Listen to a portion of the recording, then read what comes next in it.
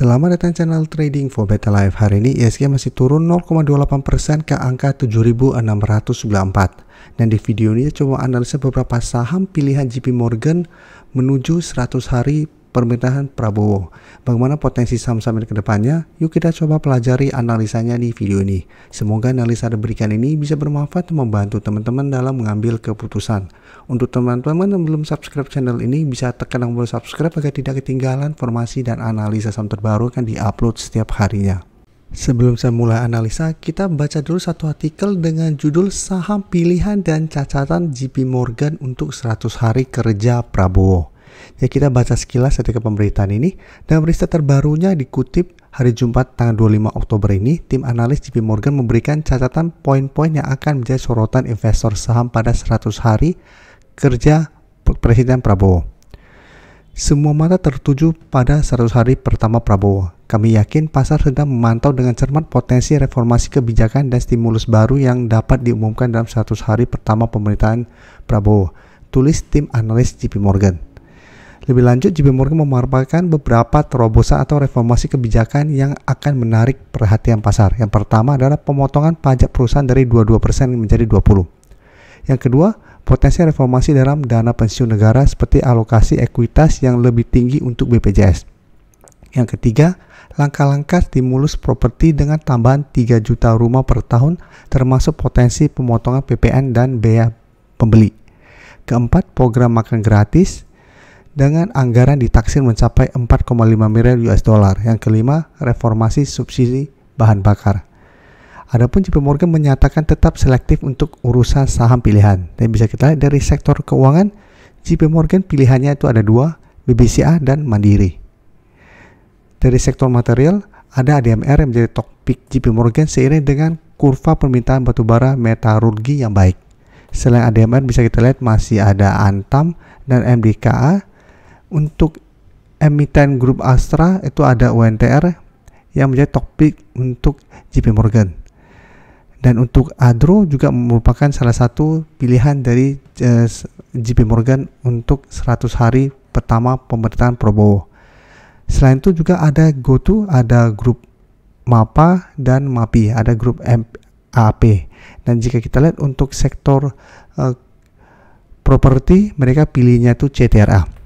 Dan sekarang kita lihat beberapa saham yang masuk pilihan JP Morgan ini. Memang tidak semua saham akan saya coba analisa, karena untuk BBCA dan Mandiri beberapa hari yang lalu saya analisa. Kita coba lihat beberapa saham yang masih bisa kita perhatikan. Yang pertama, jika kita perhatikan di sini ada Antam yang memang sebelumnya bergerak uptrend, dalam satu minggu ini memang terpantau terkoreksi. Dan bisa kita lihat salah satu pilihan JP Morgan untuk 100 hari pertama. Untuk Antam secara tren sebelumnya masih bergerak saat tren, satu minggu ini memang turun lumayan dalam. Dan jika kita lihat penurunan ini menurut saya memang masih wajar secara teknikal, karena sebelumnya sudah terbentuk candle yang tidak begitu oke pada hari Senin. Shadow ke atas sangat panjang mencoba beri 1700, ini gagal dan ternyata memang mulai melemah. Dan jika kita perhatikan broker summary untuk Antam pada perdagangan hari ini, penurunan 2% lebih ini jika kita lihat ini sebenarnya tidak ada akumulasi maupun distribusi.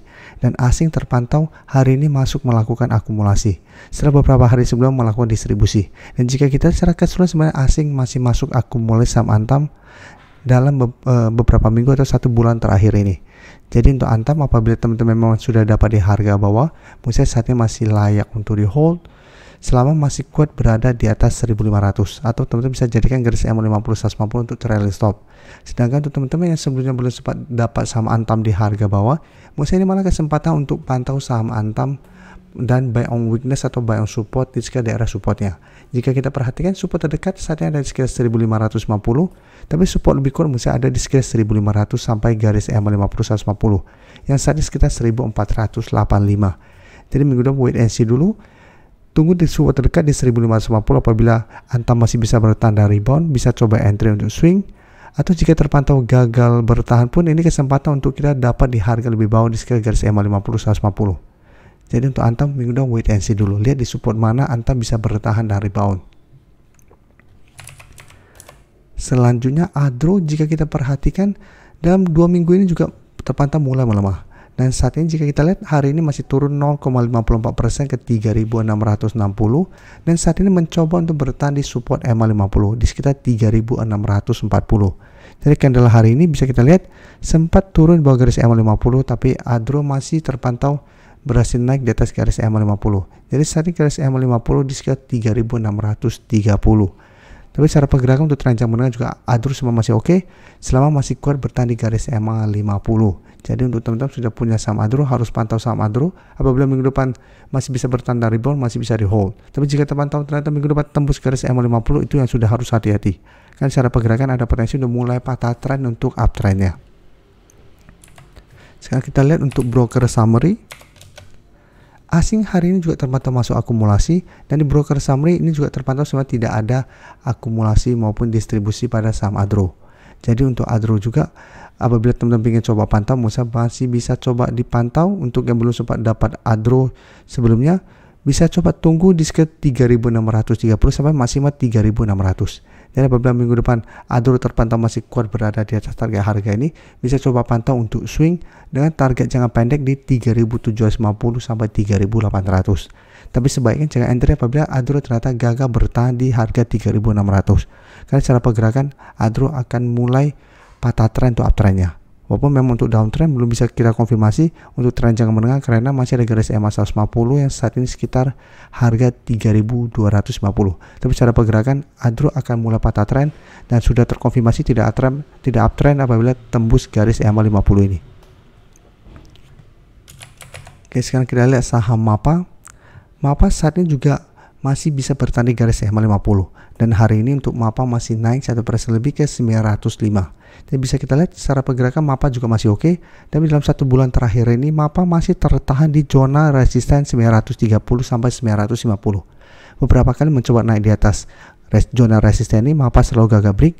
Sempat malah awal Oktober mencoba untuk menembus garis EMA 50 150. Tapi sampai saat ini support ini masih berupa support lumayan kuat. MAPA masih bisa bertahan dari bawah. Tapi bisa kita lihat secara berhasil rebound tetap kesulitan untuk break zona resisten ini dan 1 minggu ini kembali melemah ke garis EMA 50. Jadi untuk MAPA hari ini memang terpantau naik, tapi jika kita lihat broker summary pada kenaikan hari ini, jika kita lihat top 1 doang untuk brokernya ini sebenarnya terpantau ada distribusi. Tapi jika kita ambil keseluruhan average-nya ini sebenarnya tidak ada akumulasi maupun distribusi. Dan asing terpantau ini masih masuk akumulasi. Jadi untuk MAPA apabila teman-teman sudah punya, menurut saya saat ini masih bisa di hold. Tapi untuk yang ingin coba entry, menurut saya tetap wait and see dulu minggu depan. Karena kenaikan 1% lebih ini tidak terpantau ada akumulasi. Jadi lebih oke tetap tunggu kembali sekitar harga 880 sampai harga 900 untuk entry saham MAPA. Selanjutnya di sektor properti bisa kita lihat pilihan JP Morgan itu ada CTRA. CTRA juga secara pergerakan saat ini atau 1 minggu ini terpantau mulai melemah. Karena tetap masih gagal melewati resisten di 1400 atau zona resisten 1380 sampai 1400. Tapi cara tren jangka menengah CTRA sebenarnya masih oke selama masih kuat berada di atas garis EMA 50. Jadi bisa kita lihat sudah beberapa kali garis EMA 50 dites dan masih bisa bertahan dari rebound. Dan hari ini juga memang masih turun 0,37% ke 1330. Jadi saat ini CTRA berada tepat di support EMA 50. Jadi apabila teman-teman sudah punya, menurut saya saat ini masih bisa di hold selama masih kuat di atas garis EMA 50. Yang ingin coba entry juga menurut saya ini masih menarik untuk coba dipantau. Apalagi 1 minggu terakhir CTRA sudah lumayan dalam dan sektor properti juga 1 minggu ini memang terpantau melemah. Jadi jika terpantau minggu depan berhasil rebound, menurut saya masih menarik untuk entry untuk swing.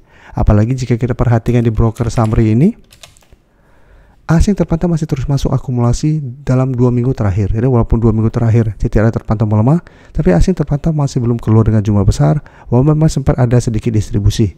Tapi secara keseluruhan ini masih ada akumulasi dan menariknya bisa kita lihat walaupun hari Jumat ini turun, asing terpantau masuk dengan broker summary terpantau ini ada akumulasi dengan jumlah lumayan besar.